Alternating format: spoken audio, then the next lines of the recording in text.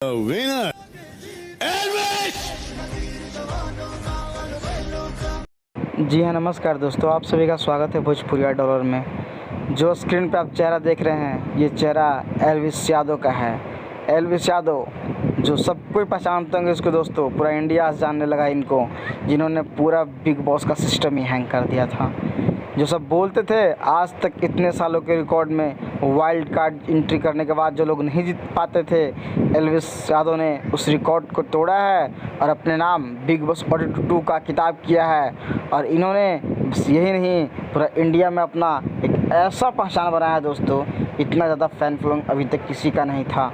इन्होंने जब जाने से पहले इनकी फ़ैन फॉलोइंग बहुत ही आधी थी, आज दुगनी हो चुकी है। और सच में छौरा में दम है। ये राव साहब का बेटा, हरियाणा का छौरा, सच में दम है।